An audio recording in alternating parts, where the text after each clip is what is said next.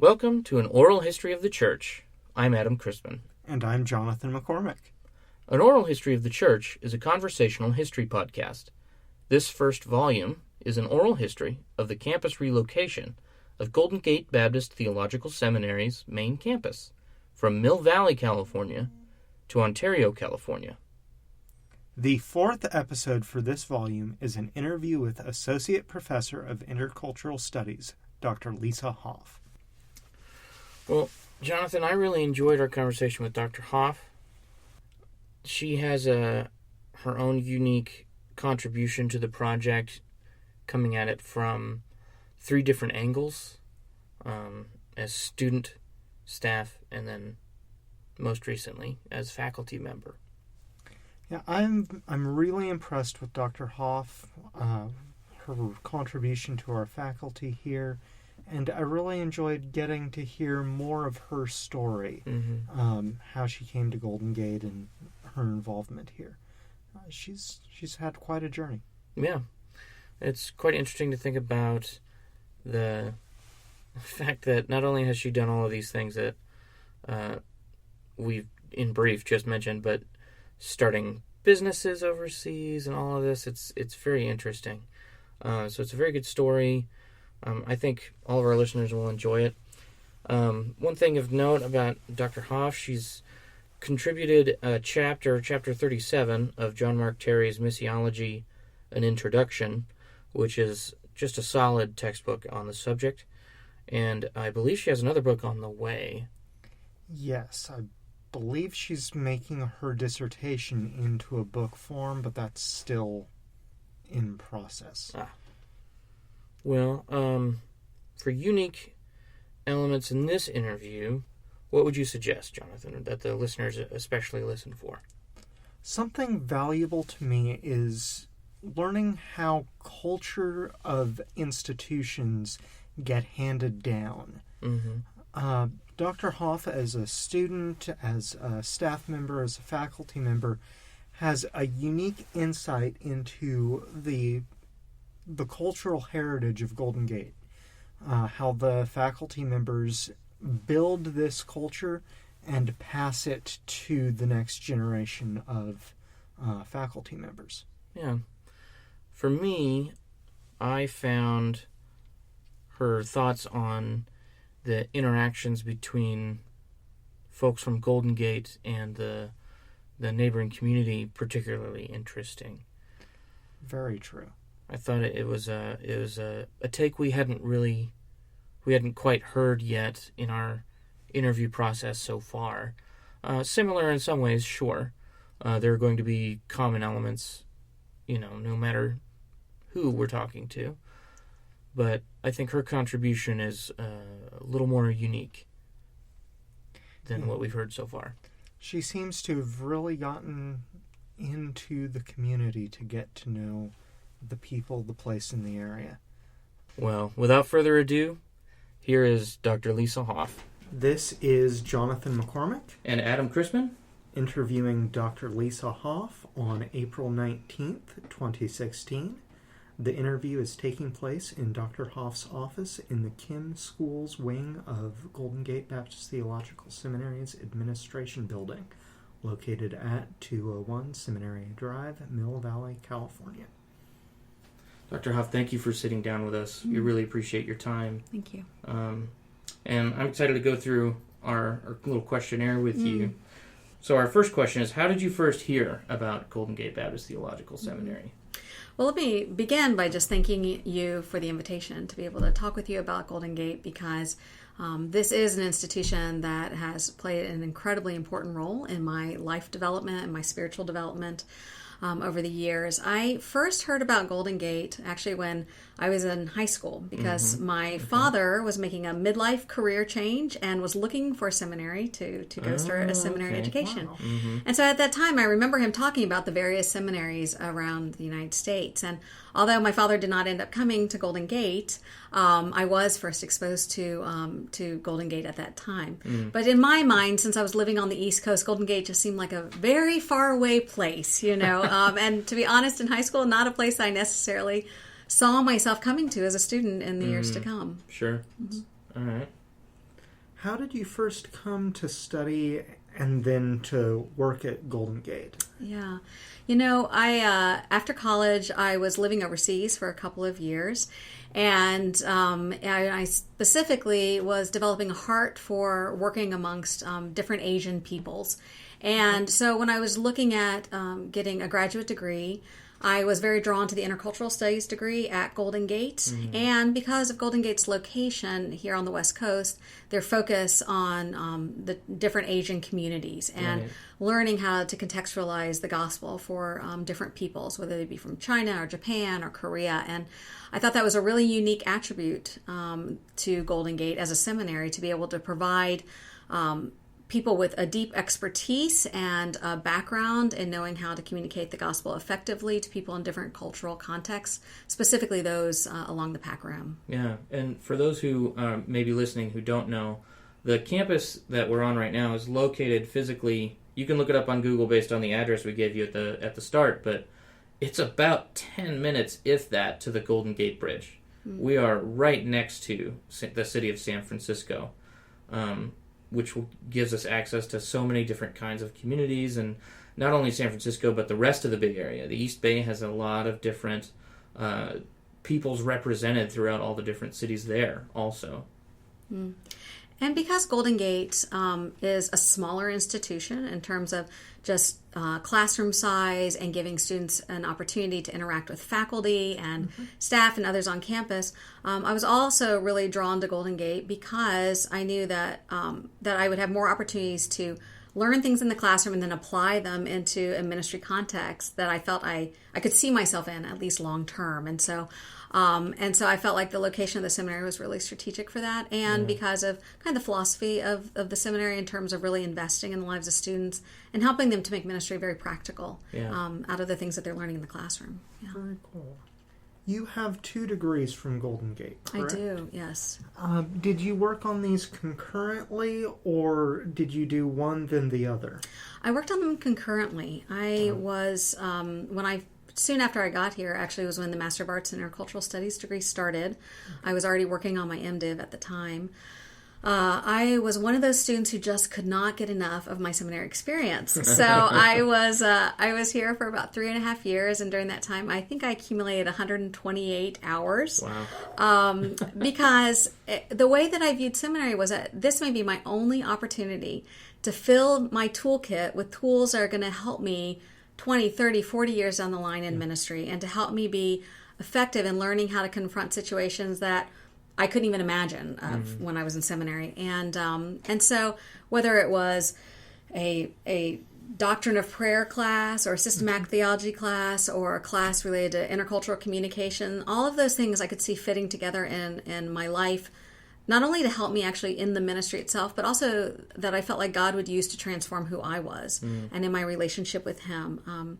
Because I think that's one of the most important things about a seminary education. Seminary is unlike any other kind of master's degree that you would go for, because we're being entrusted with the lives and hearts of people. And so I think there are a lot of different areas that we need to at least have an understanding of in order to be better equipped to work with people throughout our lives. And I think it's also a time where God wants to break us down of a lot of things within ourselves, because we can only minister out of who we are, not just our skill sets, Yeah.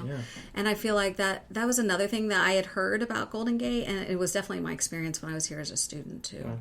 Cool. That's awesome. I think I found that to be the same in my experiences. How long have you cumulatively studied and worked for Golden Gate Seminary? Yeah, I have served. Well, I was a student. I've also served on staff here, and also as a faculty member. I was also a professional in residence here a couple of different times. Oh, right. So in total, this summer, I will have been here for 10 years. Wow. On and off since 1995. Wow. Mm-hmm. That's awesome. So, yeah, it's been a great experience to be able to see the seminary from different perspectives and different angles. Yeah. In each of those different positions, it kind of gave me different insight into how all the different pieces come together in order to really serve the students who are here and really try to further God's kingdom through our academic work. Yeah, and 10 years it's long enough to see more than a few cycles of life in the life of an institution. Absolutely. Because you've seen different faculty members come and go, and several classes of students graduate and start and graduate again and whatnot. That's really awesome. Well, I think one of the great blessings when I came on faculty was that so many of the faculty members who are still here were my faculty members 20 years ago even. Yeah. Although there were those who had left, I still found that so many of the faculty who knew me when I was a student, when I joined faculty, they approached me and really initiated kind of a mentoring process with me, in fact, of saying, we really believe in you, we want you to succeed, and whatever we have to do to help make you successful as a faculty member here, they were very open to doing that. So I think that's something really unique about Golden Gate's faculty, that they would step up and initiate those kinds of things. Yeah, that is so great. Yeah. What is your current role? And you said you were a staff member. What were your staff roles when you were here previously? When I was on staff, I was a student and on staff at the same time. So I worked for the Office of Continuing Education, which we no longer have. But in that office, we wanted to offer continuing education opportunities, kind of similar to what we have with our contextualized leadership development program today. But for people who had graduated from the seminary, who may want to come back and take some follow-up classes. And so we did a lot of seminars and conferences, and I was in charge of putting those together for people coming back. So that was my main role when I was here on staff. I'm sorry, and then you were saying... Oh, your current role. What's your official title? Of course. Yeah, I'm Associate Professor of Intercultural Studies here at Golden Gate. So I teach both in our Master of Arts in Intercultural Studies degree as well as our Master of Missiology degree. Okay. So what are, getting a little more beyond the technical to the personal about Dr. Lisa Hoff, what are some of your favorite memories of either studying or working? Doesn't matter, it's up to you. What are some of your favorite memories of studying or working at Golden Gate at this location? So even if you've been to those other campuses, not to denigrate them, but this is the one that's moving. Yeah, this is the one that's being vacated. Right. So what are some of your favorite memories of studying or working at Golden Gate in this location? Yeah, this is really hard for me to narrow down to just a couple of things because quite honestly for me, the person that I started as when I was a student at the seminary and the person even that I was when I graduated was a completely different person. And God really used the seminary as a safe space for me to try and fail and be picked up again and to move forward and to not only be changed intellectually but spiritually and emotionally as well.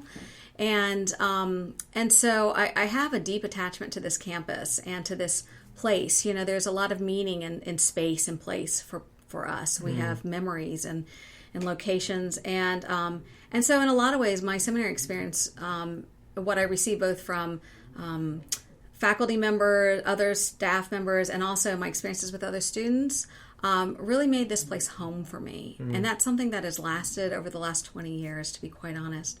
But when I was a student, some of my favorite memories were living in the dorm, although there are challenges with dorm life. But at that time, of about 20 women who were living on my hall, about 16 of us had either worked overseas, were looking to go back overseas, and there was just this incredible community of people that, if I needed someone to pray with or just wanted to bounce ideas off of from the classroom, that was it was really a family-like community.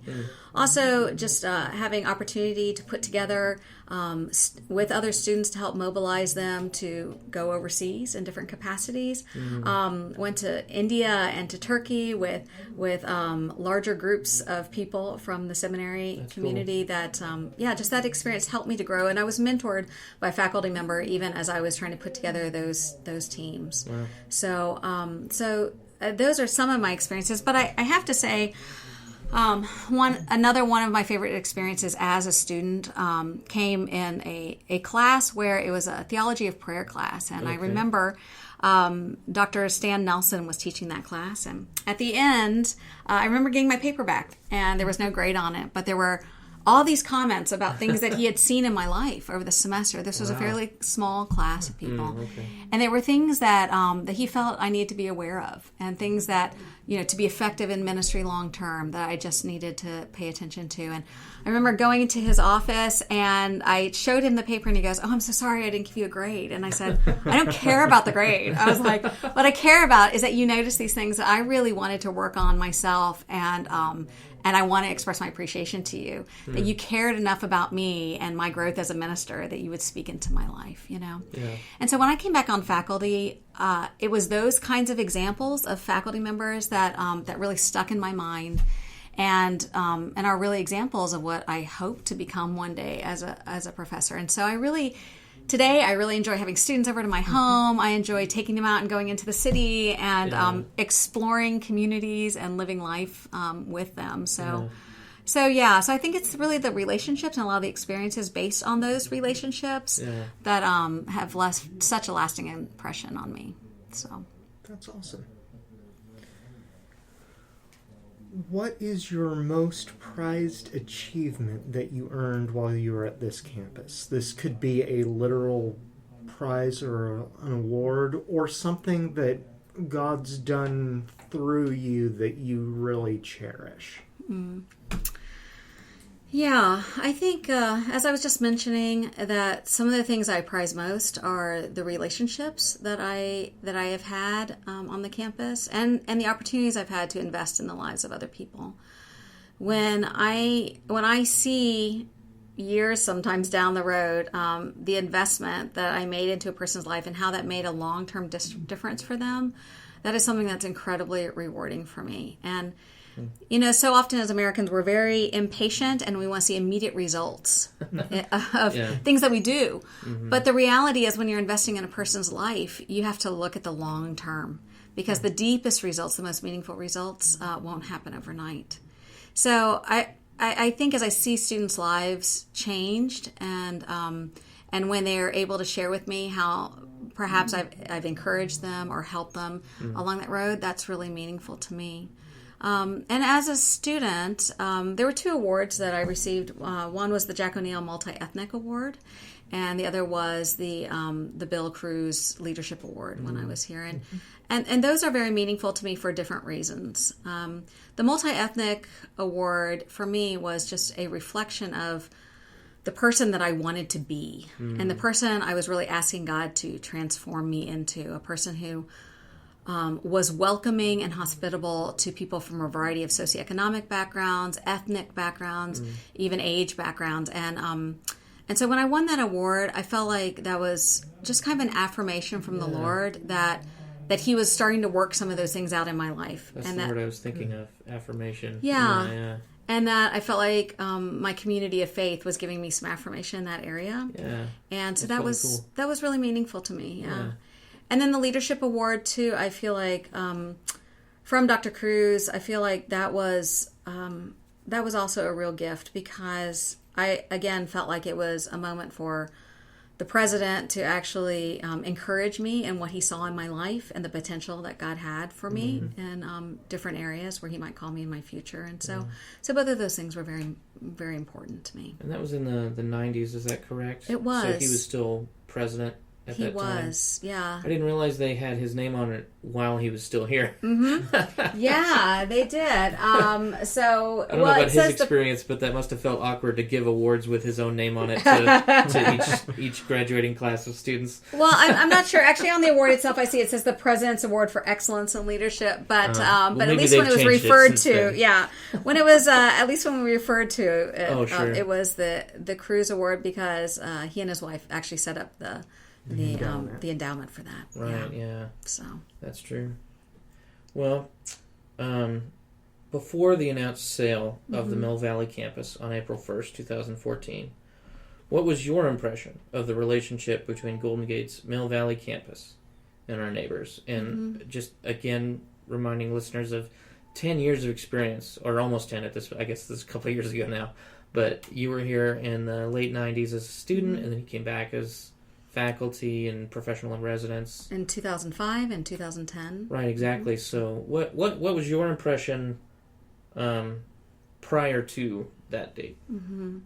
And it could have a range maybe, since you came those 3 different times, all prior to the in-and-out sale.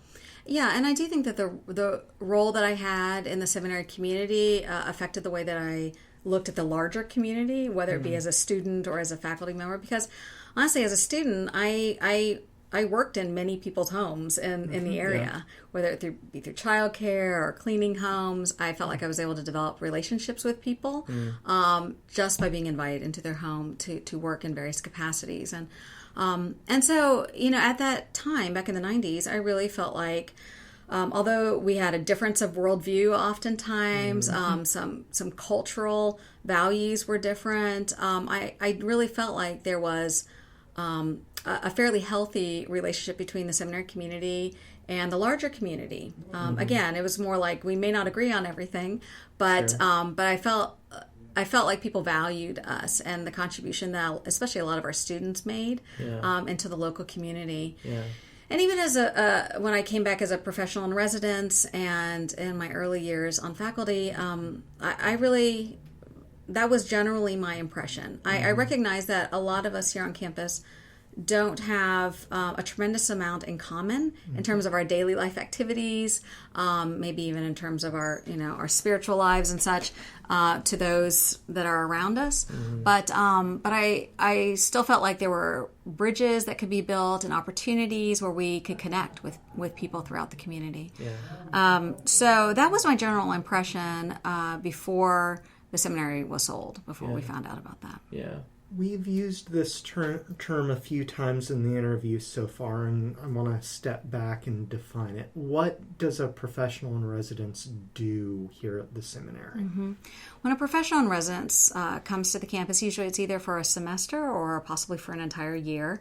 They bring their own expertise kind of into the faculty for a short period of time, and I feel like it's a very beneficial role that we have on the seminary faculty, because we have people from all over the world who are coming to fill these positions, who are involved in business or are involved in different areas of ministry. And so they're able to bring a different perspective in for students. So let's say a student's here for 3 years, they might get 3 different professionals in residence who come and are able to connect with them about what God is doing in different parts of the world. And so generally a professional in residence, they teach classes as well as engage with students outside of the classroom. Cool, thank you. Well, how did your impression of the relationship between Golden Gate's Mill Valley campus and our neighbors change, if at all, after the current president, Dr. Jeff Orge, announced that sale? I don't think I understood how deep some people's emotions were or their feelings were towards the seminary, in terms of that there was just so much resistance to us or some of the things that we wanted to accomplish here. Again, I felt like there were differences in worldview, and but I felt like we had a healthy respect for one another. But when, just prior to the sale of the campus, some of the meetings I had heard about, which I did not attend, but that I had just gotten feedback on, I was just surprised at how passionate and how angry some people were about changes that we wanted to make. And so I think I was just more surprised than anything else, that people cared so deeply about maintaining the status quo, that it was difficult for them to see change as in any way a positive thing. Because in my mind, I'm thinking, for us to better this campus, for us to have nicer buildings, surely that would do more for housing prices locally and would be less of an eyesore. So I thought that this would be more of a positive thing. So actually I was just kind of surprised that the community didn't view it that way. Were you included in the discussions regarding the potential sale before it was finalized? I was not included in that. So on April 1st, when I heard we were selling the campus, that was very much a surprise to me. What was your opinion about the sale at that time? Well, when I came to the meeting that day, I knew that it was not an April Fool's joke, which some people had surmised it might be, that something was going on. And I thought, honestly, we don't pay people to come to an April Fool's joke. Yeah. So I knew not that, here at least, and not here. Maybe some other institution does. Maybe. So I knew something pretty serious was getting ready to happen, and I could tell from the president's demeanor that it was something of a pretty serious nature. So, to be honest, my initial response to finding out was just one of tremendous grief. I was in shock. I was trying to contain my emotional response, particularly after we left the meeting and we had to start debriefing it kind of in smaller groups. That it just started to sink in, even those following hours, going, okay, this is what's happening, but what does that mean? Yeah. And that is, and I think we've been trying to work that out over the last 2 years. What does this mean? Yeah. And so, as with so many things, that when you undergo change, there is both, there's both challenges. There are both challenges as well as real joys and hopes that are involved. And so, so my perspective on us selling the property has changed a little bit over the years. But to be honest, there's still a great sadness in my heart about the move. Yeah. Yeah. I think that's natural and healthy to have that. You're losing something that you care about. Absolutely. That does matter, even if it's not. Even if you know in your head it's not as important as the mission of the seminary. Absolutely. To educate those students. You're still losing that bit. Right. I think that's totally natural. Yeah. Yeah. Yeah, where you intellectually understand the reasons for the move and the necessity for that. But like we were talking about earlier, when you have a connection to a place through experiences and memories, and, even for me when I lived overseas, this was still home for me over the years. And, it's like saying goodbye to a friend, right? It's it can be very bittersweet. Yeah, so. Certainly. Mm. Yeah. What do you hope the seminary will prioritize as they make this historic transition? Well, one thing that I've heard the president talk about over the last couple of years that I really hope remains our priority as we move is that we do not lose focus on what our calling is and what our mission is as a seminary. And a 21st century seminary is going to look much different than a seminary in the 18th, 19th, or 20th century. We are living in very unusual days where we literally know the names of almost every unreached people group on earth, where we can get on a plane and go anywhere in the world within probably 24 to 48 hours or less. Yeah. And so I also feel like our generation is charged with a unique responsibility, both in evangelizing the lost and discipling believers and training up the churches, whether they be on the west coast of America or whether they be halfway across the world. Yeah. And so my desire and my hope and my prayer is that Golden Gate will not lose that focus on lostness. So often, even within the church or within an organization, we can be very self-focused or focused on the institution itself. Yeah. And so for Golden Gate, I feel like we have a unique opportunity to remain outwardly focused and determined to be used by God in perhaps some even very difficult situations or in difficult places. And I think we're uniquely equipped to handle some of those things. So I think just maintaining the vision and also being focused on people and investing in the people and not just programs or not just infrastructure, but really saying, at the end of the day, whether it be our students, whether it be local church members, whether it be the lost, we're focused on people. Yeah. Because I really feel like that's who we're called to be as believers. Yeah. Wow.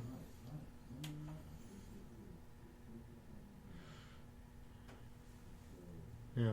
Sorry, that's just really hitting me. It's kind of sinking in.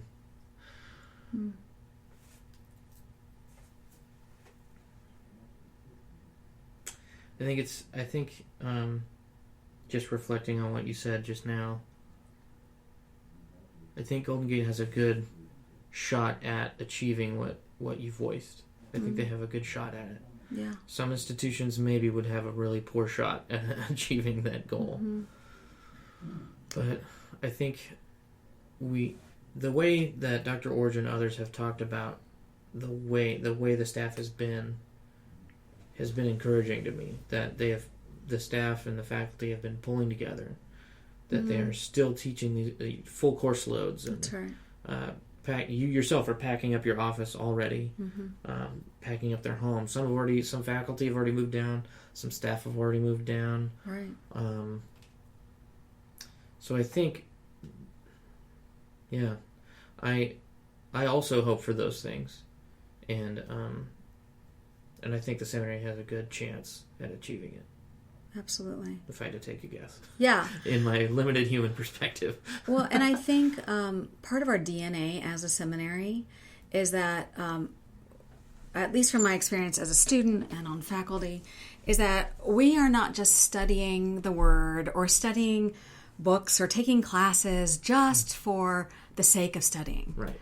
You know, we want to be able to have a seminary that offers the highest degree of academic rigor while teaching people how to actually apply what they're learning. Yeah. You know, if all we're doing is building up knowledge, all it's going to do is puff us up. Yeah. And we have to know how to apply what we're learning from the Word in a way that makes sense to people. And increasingly around the world, people don't even know who Jesus is, even in our own country, right? Yeah. Much less who he claimed to be, or much less what the Bible says about him or about the hope that we're given in him. Yeah. And so I do feel like that value, that DNA that we have, if you will, is really about, okay, how do you bring the Word to people in a way they can genuinely understand it? And so I agree with you. I think that we have a lot of hope as an institution. And, you know, even just recently I was talking with someone and they asked about how the move was affecting faculty and students and staff and, you know, how we felt about it. And, you know, I told them, I said, I think this is an incredible opportunity even for our students to watch how faculty or how the administration is choosing to live a missional lifestyle. You know, it's choosing to step out in faith and go, wow, it's either going to wildly succeed or it could crash and burn, right? Willing to take those risks and say, for the sake of the gospel, we're going to make some hard choices. And not only would this be a great leadership study for someone in their doctoral research, if you will, in the years to come, but I think it's also an awesome opportunity to see people at every level of institution stepping out in faith and doing what they think is right for the kingdom of God. Yeah. Yeah. You know, it's funny, in our conversation with student Daniel Choi, Jonathan couldn't make it, but he's listened to the interview since we had it.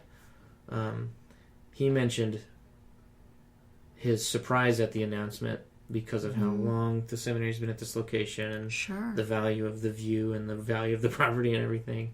And he said he would think surely the students or the staff or both would lead an uprising and revolt against the administration. Right. And that hasn't been the case. It hasn't been the case. No. Some people are hurt. Some people are upset still.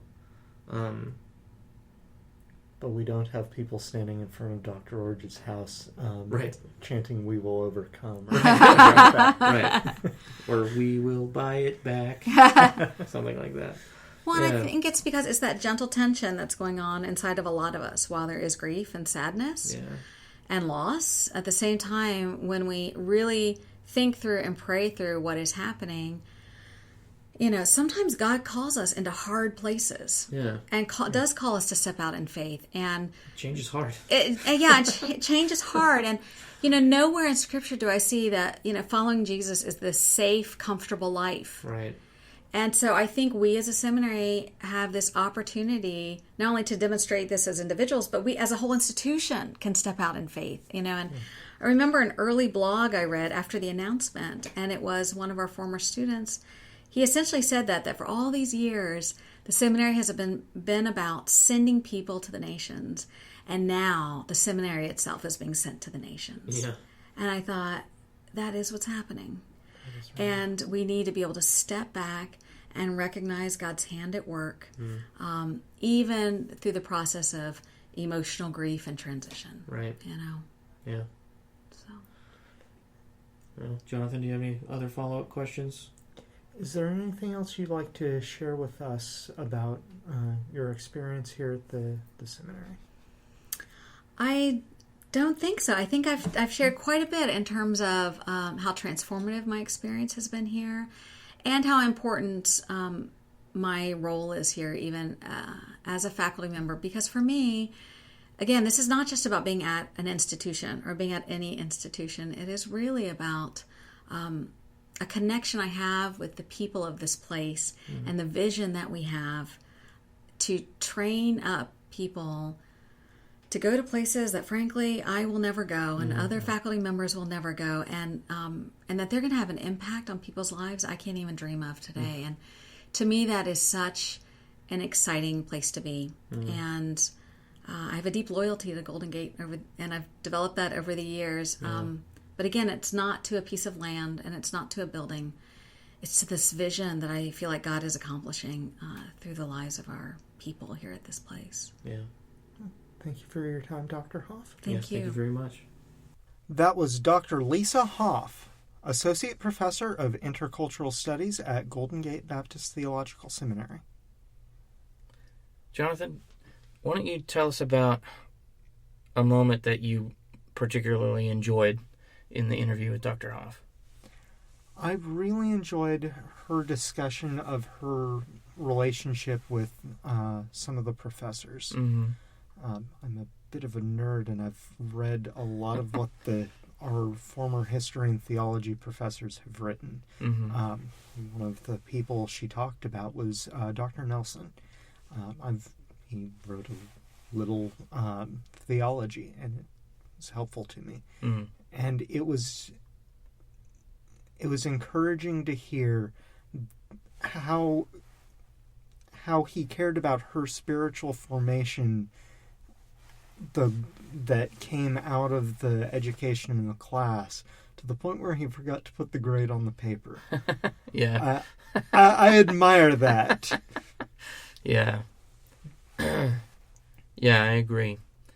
That was a poignant little moment, thinking about how the professors here have done more than show up in the classroom, lecture, and leave. Yeah. They've connected with us. And it's happened over and over. Yeah, I agree. That was very encouraging, and it's an excellent model for us to aim for ourselves as we try to go into teaching in the future. And I think Dr. Hoff really models this vision of shaping the soul of her students. I've seen her really engage and pour herself into students and help them become better at what they're called to do. It really is a good model of how this culture, these values, practices, and ideals get passed from one generation to another. And I hope we can pass that on to our students someday. I agree. It's a mindset aiming towards excellence, I would say. The education of the mind and the spirit, or the soul, as you put it, takes into account a fuller picture of the person. To me, that's powerful, and I think is the way that we all should strive for. Well, our next episode is with Christy Zerbst, an administrator at Golden Gate Academy, the preschool owned and operated, for now, by Golden Gate Baptist Theological Seminary. We'd like to remind you that our episodes will be released every 2 weeks with a new interview right here on your favorite way to listen to us, whether you're on iTunes or YouTube or your podcasting platform. For details on our methodology for the campus relocation project, please listen to Episode 0, which is available now.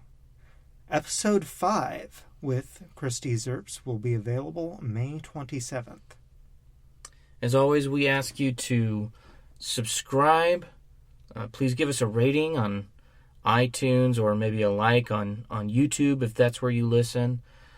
And if you'd please write us a short review on iTunes or whatever your podcast app is, we would greatly appreciate it. It helps other folks to know that maybe this is something worth listening to for them as well.